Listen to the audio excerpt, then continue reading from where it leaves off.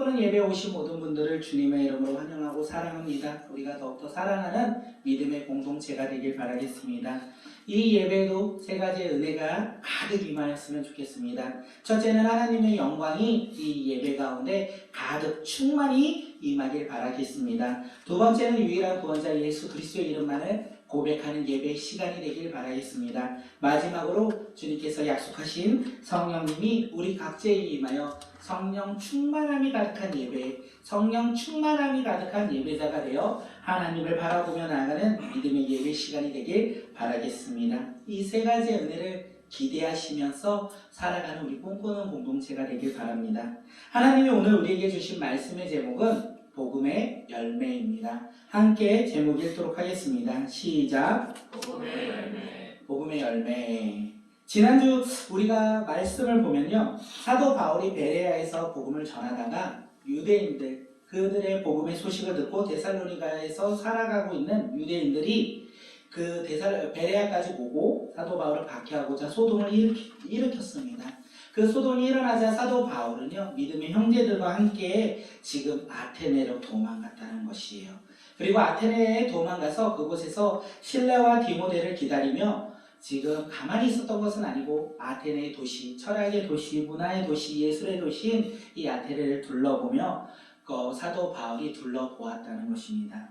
그렇게 둘러보면서 사도 바울이 지난주에 어떤 마음을 가졌습니까? 지난주에 보면 사도 바울은 격분하였다, 분노하였다 라고 되어 있습니다. 지난주에 말씀의 제목 혹시 기억나십니까? 격분한 바울, 분노한 바울이었습니다. 함께 사도행전 17장 16절 읽도록 하겠습니다. 시작. 바울은 밖에서 그들을 기다리고 있는 동안에 온 도시가 우상으로 가득 차 있는 것을 보고 격분하였다. 사도 바울이 격분한 이유, 분노한 이유는 아주 간단합니다. 아테네를 돌아볼 때 그 온 도시가, 아테네의 도시가 우상으로 다 가득 차 있는 것을 보고 실라와 디모데 그들이 오기까지 기다리지 아니하고 그곳에서 복음을 담대히 전했더라 라고 되어 있습니다. 우상이 가득한 것을 보고 격분한 이 바울, 이 분노한 바울이요, 아테네에서 이제 복음을 막 전했어요. 다양하게 하나님의 말씀을 가지고 그 철학자들 그리고 그 아테네에 있는 수많은 사람들을 향하여 변증하면서 하나님의 복음이신 예수 그리스도를 전했습니다. 그 복음의 메시지를 전할 때 우리는 기대함이 있지 않습니까? 이렇게 예수님의 심정을 가지고 분노하여 이 예수님을 믿지 않는 사람들에게 복음을 전할 때 복음의 열매가 가득 열리기를 기대하는 마음이 있지 않습니까? 저는 그런 기대함이 있어요.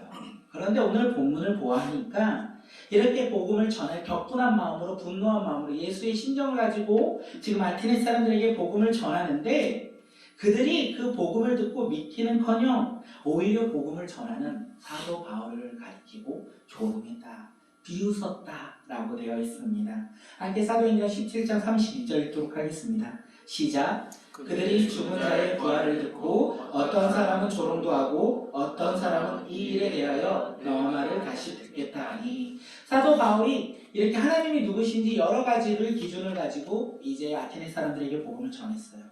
그 결과의 모습인 거예요. 그 결과의 모습이 뭐냐면 예수 그리스도 부활의 소식을 들은 그들이요, 그 바울을 가리켜 조롱도 했다는 것입니다. 그 세 번역에서는 이 조롱을 뭐라고 하냐면 비웃었다, 한참을 비웃었다 라고 되어 있습니다. 그리고 어떤 사람은 이 일에 대하여 너 말을 다시 나중에 듣겠다 라고 했는데 나중에 듣고 싶어서 이 말을 한 게 아니라 그는 경건한 모습을 가지고 그냥 친절하게 하지는 않을 건데 그냥 너 말을 다시 듣겠다, 우리가 다시 만나면 이 이야기를 다시 해주렴 라고 하면서 떠났다는 것입니다.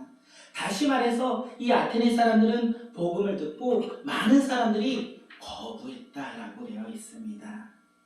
왜 그렇습니까? 이들이 왜 아테네 사람들이 복음을 듣고 거부한 이유는 무엇입니까? 이 앞에 보면 제일 간단하게 나와요. 그들이 죽은 자의 부활을 듣고, 아테네 사람들은 생각하지 않았던 이야기를 지금 바울이 하고 있어요. 어떻게 사람이 죽었는데 부활해? 어떻게 사람이 죽었는데 다시 태어나? 어떻게 그게 하나님이고 하나님의 아들이라고 하지? 말도 안 되네. 자신들의 생각과 자신들의 상식으로는 절대로 이것을 믿을 수조차 없는 이야기를 바울이 하고 있기에 그들은 바울의 이야기를 들어도 야, 말도 안 되는 소리 하지 마 이러면서 다들 떠났다는 것입니다. 이 바울이 말한 이 죽은 자의 부활, 하나님께서 말씀하신 이 예수 그리스도, 그가 사도 바울이 어떤 이야기를 했는지 오늘 함께 말씀을 보아 나누고자 합니다. 이 사도 바울이 하나님을 가리켜 왜 이 아테네 사람들이 들어도 듣지 못하고 거부했는지 우리 함께 5가지를 가지고 나누고자 합니다. 첫째는요, 사도 바울은 신은 오직 하나님 한 분뿐이다 이렇게 외치고 전하고 있다는 것입니다. 아테네 사람들은 사실 수많은 신들을 믿고 있어요. 그리고 너무나 많은 신들을 믿고 있다 보니까 알지도 못하는 신들에게 제사하고 있었다라는 것을 우리가 지난주에 말씀을 통해 나눴습니다. 그들을 향하여 지금 바울이 아니야, 신은 오직 한 분밖에 없어. 너희들이 종교심이 너무나 많아. 그리고 너희들은 그 많은 종교심으로 믿지 않는 신까지 예배하며 제사 지내. 그런데 내가 알려줄게. 너희들이 알지 못하는 신이 누구인지 내가 알려줄게. 그분은 우주를 만드시고 그 안에 있는 모든 것을 창조하시고 다스리는 분인데 내가 믿는 하나님이야. 이렇게 그들에게 이야기하고 있다는 것입니다. 그리고 그 하나님이 어떤 분이냐면 너희들이 믿는 신은 신전에서 너희들이 제물을 바침으로 인하여 너희들에게 도움을 주지, 내가 믿는 신은 그러지 않아.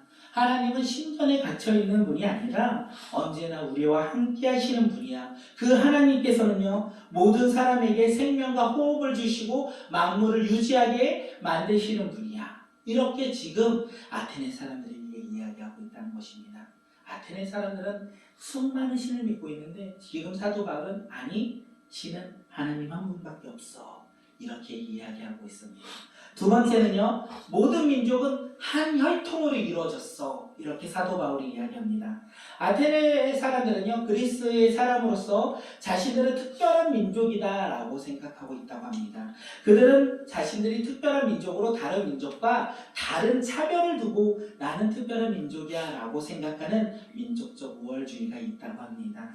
그들뿐만 그런 생각을 갖고 있는 것은 아닌 것 같습니다. 우리 이스라엘 백성들도 하나님의 선택받은 백성이라는 민족적 우월감이 있지 않았습니까? 그런 사람들을 향하여 지금 사도 바울이 이야기합니다. 아니, 모든 백성은 한 민족이고 한 혈통으로 이루어졌어. 그래서 민족적 차별이 없고 민족적으로 나눔이 없어. 이렇게 이야기하고 있습니다. 사도행전 17장 26절 우리 다음 절 함께 읽도록 하겠습니다. 시작. 인류의 모든 족속을 한 혈통으로 만드사 온 땅에 살게 하시고 그들의 인대를 정하시며 거기에 경계를 하셨으니. 사도 바울이 이야기합니다. 인류의 모든 족속을 한 혈통으로 만드셨다. 그리고 그들을 온 땅에 거하게 살게 하셨다. 다시 말해서 하나님의 믿는 믿음의 자녀들은 아담의 후손으로서 믿음의 그 혈통을 가지고 태어났다. 모든 민족이 아담의 후손으로 태어난 혈통이다. 그래서 특별한 민족도 없고 민족적 차별도 가지지 않는다라고 지금 아테네 사람들을 향하여 이야기하고 있습니다. 사랑하는 성도님들, 제가 이 말씀을 준비하면서 성교라는 것을 한번 생각해 보았습니다. 제가 청년 때 교회에서 성교를 가자라고 이야기하더라고요. 그래서 제 생각에는 왜 다른 나라에까지 가가지고 힘들고 어려운 사람을 도와주지? 사실 우리나라 우리 옆에만 봐도 힘들고 어려운 사람이 얼마나 많은데 그들을 도와주지 않고 돈을 들이면서 왜 다른 나라를 도와주지? 그거는 그 나라가 채워가야 할 부분이 아닌가라는 생각을 했습니다. 그리고 내가 잘못했다 하면서 선교도 가고 그랬어요. 그런데 오늘 말씀을 보아하니까 우리가 선교를 왜 감당해야 하는지 깨달음이 조금은 있었습니다. 왜냐하면 예수 그리스도 안에서는 민족의 경계성이 없다는 거예요. 예수 그리스도 안에서는요, 모든 민족이 한 혈통으로 이루어졌다는 거예요. 우리가 세상 기준으로선 너희 나라 우리 나라로 구별될 수 있겠지만 예수 그리스도 안에서는 너희 나라 우리 나라가 아니라 하나님 나라 안에 모두 다 한 백성이라는 것을 오늘 사도 바울이 이야기하는 것이 아닐까 생각합니다. 그러면서 우리의 사명을 한 번 더 돌아보았습니다. 우리 꿈꾸는 교회 사명 첫 번째가 무엇입니까? 백성교지를 후원하는 것입니다. 우리가 이 사명을 조금 더 우리가 구체적으로 우리가 감당했으면 좋겠다라는 생각이 되었어요. 지금까지는 물질로서 그렇게 큰 금액은 아니지만 그래도 우리가 드릴 수 있는 만큼 물질을 후원하면서 그들을 섬기고 있는데 우리가 그들을 위해서 더욱더 해야 할 것이 무엇인지 우리가 조금은 구체적으로 우리가 선교를 감당하는 우리 교회가 되었으면 좋겠다는 생각을 되게 많이 했습니다. 우리가 밴드에 보시면 이번 주에는 특별히 기도 제목이 와가지고 기도 제목도 공유했습니다. 우리가 기도로 후원하고 물질로 후원하고 우리가 코로나가 끝나면 우리가 캘리포니아로 가서 그곳에서 우리 아이들과 함께 하나님의 나라를 위해서 섬기며 헌신하며 나아가는 시간을 가지면 좋겠다라는 생각을 되게 많이 했습니다. 그런데 저처럼 이런 생각을 하시는 분도 있을 것 같아요. 선교는 내가 하는 것이 아니야. 성경은 주님께서 특별한 사람들에게 주셔서 그들이 감당하는 거야 라고 생각하신다면 이 시간 그 마음 내려놓는 시간들이 되었으면 좋겠습니다. 성경은요 어떤 특별한 사람이 감당하는 것이 아니라 성경은요 주님의 자녀라면 가져야 될 마음이 아닐까 생각되어집니다. 그 선교를 굳이 안 가더라도 우리는 보내는 선교사로서 감당해야 할 역할이 있을 것 같고요. 어떤 사람들은 가서 보내진 선교사로서 그곳에서 사명을 감당해야 되지 않을까 생각되어집니다. 우리 꿈꾸는 교회가 선교를 감당하는 우리 공동체가 되었으면 좋겠습니다. 오늘 사도 바울이 아테네의 사람들에게 이야기합니다. 너네들이 특별한 백성들이 아니라 우리 모두 다 차별 없는 민족적인 특별함이 있는 하나님의 자녀들이야 라고 이야기하듯이 선교를 감당하며 나아가는 우리 꿈꾸는 교회가 되었으면 좋겠습니다. 세 번째로 사도 바울이 아테네 사람들에게 무엇을 말하냐면 우연은 없다 이렇게 이야기합니다. 에피쿠로스 철학자들은요 이 세상을 쾌락으로 살아가면서 우연의 연속이라고 이야기합니다. 그런데 바울은 그들을 향하여 아테네 사람들을 향하여 아니 우연은 없어. 하나님께서 이 세상을 창조하시고 사람의 연대를 정하시고 거주의 경계를 한정하셨어. 다시 말해서 이 세상의 역사의 주관자가 바로 내가 믿는 하나님이야 라고 이야기하고 있다는 것입니다. 사랑하는 성도님들 우연을 믿으십니까?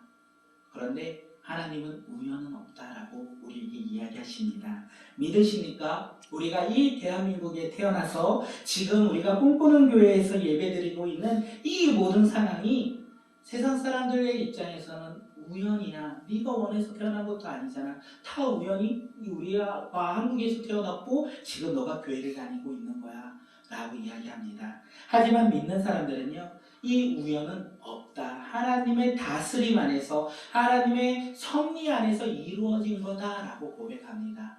우리가 이렇게 함께 예배드리고 있는 것 또한 우리의 의지와 우리의 계획이 아니라 하나님의 행하심과 하나님의 인도하심과 하나님의 섭리 가운데 우리가 이 자리에 모여 예배드리고 있다는 것입니다.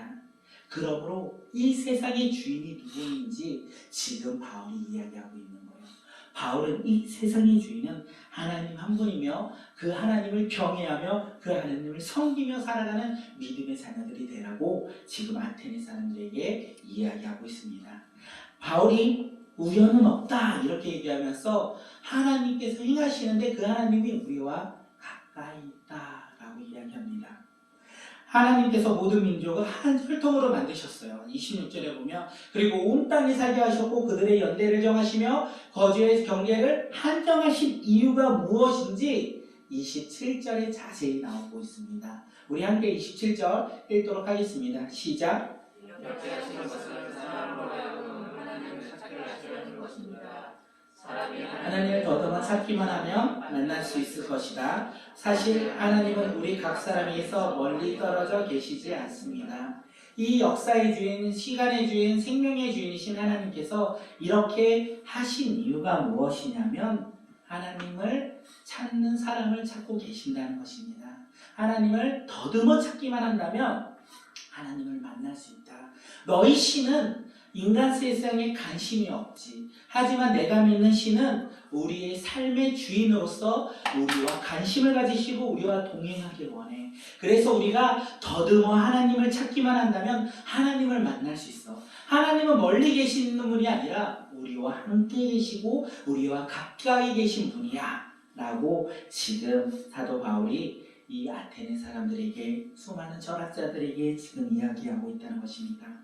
그런데 우리가 한번 되짚어 봐야 될 것은, 우리가 믿는 하나님은 지금 어디에 계십니까? 내가 믿는 그 하나님은 오늘 이 말씀을 보아하니까 더듬어 찾기만 한다면 만날 수 있는 분이고 나와 가까이 있는 분이라고 이야기하는데, 우리가 믿는 그 하나님은 어디에 계십니까? 혹시 지금 아테네 수많은 사람들처럼 하나님은 나의 삶에도 관심이 없어, 그리고 나와 떨어져 있는 분이야 라고 생각하면서 내 삶은 내가 개척해야 돼, 내 삶은 주인은 나야 라고 생각하면서 오늘 하루를 살아가고 있는 것이 아닙니까?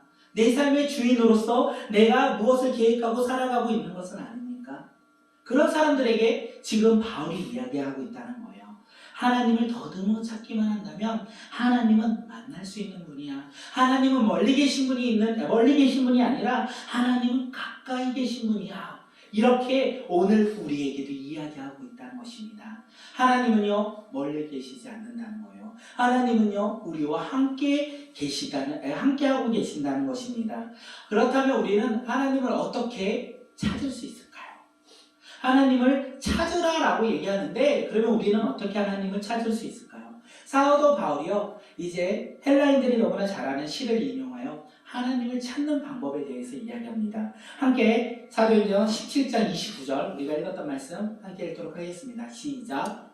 여러분의 시인 가운데 어떤 이들도 우리도 하나님의 자녀이다고 말하는 바 같이 우리는 하나님 안에서 살고 움직이고 존재하고 있습니다. 사도 바울이요, 헬라의 이 시를 인용할 때 이 시는요, 신의 소생이다, 신의 자녀다 할 때 이 시는 제우스를 의미해요. 그 시를 이용해서 거꾸로 그 사도 바울은 하나님을 응용하며 이야기하고 있습니다. 하나님을 찾는 방법은 하나님의 자녀가 되면 된다. 하나님을 찾는 방법, 이 세상 만물을 다스리고 인도하시고 우리의 삶 가운데 이끄시는 그 하나님을 만나는 방법은 하나님의 자녀가 되면 된다 라고 이야기하고 있습니다. 하나님의 자녀가 되는 방법은 무엇이냐? 하나님 안에서 살고 움직이고 존재하면 된다, 이렇게 이야기하고 있다는 것이에요. 사도 바울이 이 아테네 사람들에게 너희들이 이 세상 만물의 주인이신 하나님을 알고 하나님을 찾고자 한다면 하나님의 자녀가 되어야 돼. 그러면 하나님의 자녀가 된다면 너희는 이제 유일한 하나님을 바라보며 그 하나님과 함께 살며 하나님과 함께 움직이며 하나님의 존재와 함께한 존재가 될 거야, 이렇게 이야기하고 있다는 것입니다. 그렇습니다. 하나님의 자녀가 되면 우리는 하나님과 동행하며 살아가는 믿음의 자녀가 된다는 것입니다. 하나님의 자녀는 어떻게 됩니까? 여기에서 우리가 찾아야 되는 질문인 거예요. 이 아테네 사람들에게 너희 하나님의 자녀가 되면 너희들의 믿는 신이 아니라 유일한 하나님께서 너희와 함께 하실 거야, 바울이 그렇게 얘기했는데, 하나님의 자녀는 어떻게 됩니까? 우리가 하나님의 자녀가 되어야 하나님을 찾을 수 있다고 이야기합니다. 그러면 하나님의 자녀가 되는 방법, 함께 요한복음 1장 12절 말씀 읽도록 하겠습니다. 시작. 그 이름을 믿는 자들에게는 하나님의 자녀가 되는 권세를 주셨으니, 하나님의 자녀가 되는 것은요, 그 이름을 믿으면 됩니다. 그 이름이 무엇입니까? 바로 하나님의 아들 예수 그리스도를 믿으면 우리는 하나님의 자녀가 된다고 하나님께서 말씀 가운데 우리에게 이야기하십니다. 이 사실을 믿으십니까? 우리가 이 사실을 믿어야 된다는 거예요. 예수 그리스도를 믿음으로 말미암아 우리는 하나님의 자녀가 된다는 것입니다. 우리는 예수 그리스도를 믿지 않고 하나님의 자녀가 된다는 것은 말이 안 된다는 거예요. 자기가 의지로, 자기의 생각으로 나는 이제 하나님을 믿는 사람의 백성이 된 거야 라고 얘기하는 건데, 하나님의 자녀가 되는 방법은 하나님의 아들이신 예수 그리스도를 믿을 때만 가능하다는 것입니다. 우리가 하나님을 믿으면, 이제 예수 그리스도를 말미암아 우리가 하나님의 자녀가 되면요, 이제 하나님의 백성이 되어 살아간다는 것입니다. 그랬을 때 하나님 안에서 우리가 함께 살고 함께 움직이고 하나님의 자녀의 존재로서 이 세상 가운데 살아가는 믿음의 자녀가 된다는 것입니다. 이것을 사도 바울이 지금 아테네 사람들에게 이야기하고 있습니다. 이 시간 역사를 한번 바라보며 축복하겠습니다. 예수님을 믿는 당신이 바로 하나님의 자녀입니다. 우리 함께 고백하겠습니다. 시작. 예수님을 믿는 당신이 바로 하나님의 자녀입니다. 네, 예수님을 믿는 당신이 하나님의 자녀입니다. 마지막으로 바울이 다섯 번째로 무엇이라고 얘기하냐면 우상을 만들지 말라 이렇게 이야기합니다.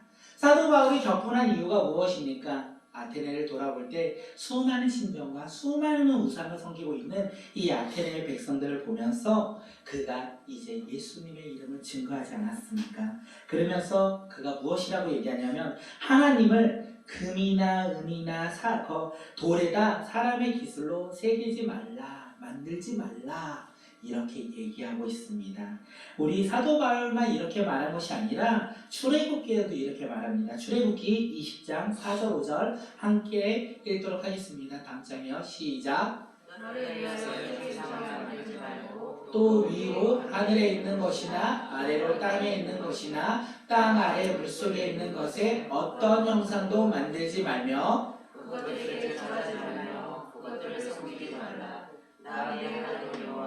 질투하는 하나님인즉 나를 미워하는 자의 죄를 갚되 아버지로부터 아들에게로 상사되까지 이르게 하거니와.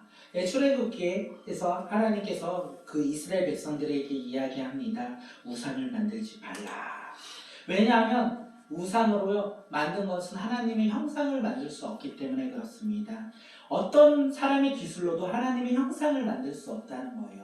왜냐하면 하나님은 영이시기 때문에 어떠한 기술로도 어떠한 것으로도 하나님의 형상을 나타낼 수 없다, 만들 수 없다. 만약에 하나님의 형상으로 생각하여 만든 것을 있다면 그것은 바로 하나님이 아닌 우상을 만들었고 우상을 바라보며 우상을 섬기는 거다라고 이야기하고 있다는 것입니다. 그런데 놀라운 것은 하나님을 만드는 우상은 만들지 말아야지만 우리의 마음속에 하나님의 형상을 새겨야 된다는 것이에요. 우리의 마음속에는요 하나님을 따라가며 살아가는 믿음의 형상, 믿음의 새김이 있어야 된다고 우리는 봅니다. 우리가 아까 찬양 가운데 원하고 바라고 기도합니다. 우리 찬양하지 않았습니까? 우리 마음속에 무엇을 새겨야 되냐면 하나님의 꿈을 새겼으면 좋겠습니다. 그리고 예수님의 성품을 우리 마음 가운데 새기며 살아가는 믿음의 자녀들이 되면 좋겠습니다. 그리고 성령님의 인격을 우리 마음 가운데 새겨 살아가는 우리 꿈꾸는 교회와 공동체가 되길 바랍니다. 그랬을 때 어떻게 되냐면 하나님의 꿈이요 우리의 비전이 된다는 것입니다. 예수님의 성품이 우리의 인격이 된다는 것입니다. 그리고 성령님의 권능이 우리의 능력이 된다는 것이에요. 이것을 마음 가운데 새기며 살아가는 믿음의 자녀들이 되길 바라겠습니다. 어떤 형상으로 만드는 것이 아니라 우리의 마음 가운데 이것을 새기며 하나님의 말씀에 따라 살아가는 믿음의 꿈꾸는 교회, 믿음의 성도들이 되길 축복합니다. 사도 바울은 이 5가지를 지금 이야기하고 있었다는 거예요. 그리고 이제 결론을 내립니다. 뭐라고 얘기하냐면 하나님을 알지 못하는 시대에는 하나님이 간과하셨다. 다시 말해서 눈 감아주셨지만 이제는 누구든지 사람에게 다 명하여 회개하라 이렇게 말씀하셨답니다. 다시 말해서 하나님은요 이방인의 죄를 아시면서 이 심판을 눈 감아주셨어요. 그런데 이제는 눈 감아주시지 않는다라고 말씀하셨다는 것입니다. 그리고 이제는 이 심판에서부터 벗어날 수 있는 것이 바로 회개하는 것이다. 바로 예수 그리스도를 믿는 것이다. 이렇게 이야기한다고 사도 바울이 이야기하고 있습니다. 바울이 말한 이제 이것이 제일 중요한 것 같아요. 이제 너 이전에는 하나님께서 죄의 모습 가운데 눈 감아 주셨는데 이제는 눈 감아 주시지 않는다. 그러므로 모든 사람이 회개해야 한다는 이제, 그 이제가 언제입니까? 하나님이 정하신 사람, 이 정하신 사람이 나타날 그때를 가리켜 이제라고 얘기합니다. 하나님이 정하신 사람이 누구입니까? 하나님의 아들 예수 그리스도가 이 세상 가운데 육신의 모습으로 오신 그때부터입니다. 그리고 하나님의 말씀으로 복종하여 모든 사람의 죄를 대신하여 십자가에 죽으신 그때, 그리고 죽음에서 좌절하신 것이 아니라 죽음에서 승리하여 부활하심으로 말미암아 죄와 사망의 권세를 깨트린 시기를 가리켜 이제라고 해요. 그 이제부터 그 정한 사람을 믿어야만 이제 심판받지 않는다라고 이야기합니다. 그러면서 사도 바울이 이야기해요. 이것이 바로 모든 사람이 믿을 만한 증거이다. 다시 말해서 그리스도는 온 인류에 대한 하나님의 심판의 증거이고 심판의 기준이 될 것이다 라고 이야기합니다. 사랑하는 성도님들, 이제 두 가지의 길이 있습니다. 이제 사도 바울이 아테네 사람들에게 이야기를 합니다. 너희에게는 두 가지의 길이 있어. 하나는 예수 그리스도를 믿음으로 말미암아 회개하고 하나님의 자녀가 되는 길이 있고, 다른 하나는 복음을 들어도 복음을 듣지 않고 이 세상의 기준으로 내 삶의 주인이 내가 되어 살아가는 어리석은 삶의 길이 있어. 이 두 가지 길 가운데 어떤 길을 선택할 거야? 이렇게 이야기하면서 그 자신의 설교가 마무리되어진다는 것입니다. 그런데 오늘 우리에게도 이 두 가지의 길이 있지 않을까 생각되어집니다. 어느 길을 가고 계십니까? 어느 길을 걷고 계십니까? 하나님을 믿고 예수 그리스도를 내 삶의 구주라고 고백하며 하나님을 따르며 살아가는 믿음의 걸음을, 믿음의 길을 걷고 계십니까? 아니면 그것을 들었지만 나와 상관없어, 내 삶의 주인은 바로 나야, 이렇게 생각하며 걷는 걸음을 걷고 계십니까? 사도 바울은 아테네 사람들에게 그것을 얘기하고 오늘 이 시간 우리에게도 이야기하고 있다는 것입니다. 아테네 사람들은요, 아까 서론에도 말씀드렸습니다. 그들은요, 이 복음을 듣고 회개하지 아니하고 많은 사람들이 바울을 조롱했더라. 그 길을 선택하며 나아갔다는 거예요. 그런데 놀랍게도 그 가운데 복음을 듣고 믿게 된 사람도 있다가 믿게 된 사람도 생겨났다는 것입니다. 함께 사도행전 17장 34절 읽도록 하겠습니다. 시작. 몇 사람이 그를 가까이에 오르니 그 중에는 하나도 달리 디오르시와 하는 여자와 또 다른 사람들도 있었더라. 사도 바울이 이렇게 복음을 전할 때 믿음의 길을 걷는 사람도 있었다는 것입니다. 저번 주에 사도 바울은 분노하였습니다. 그리고 복음을 전하였어요. 복음을 전할 때 어떤 마음으로 가졌겠습니까? 이 아테네의 수많은 사람들이 복음을 듣고 변화되길 기대하지 않았겠습니까? 그런데 오늘 말씀의 끝이거든요. 아테네에서의 사역이 마무리되는 게 34절입니다. 그곳에서 복음을 전하였는데 몇 사람이 복음을 듣고 변하였더라, 이렇게 되어 있습니다.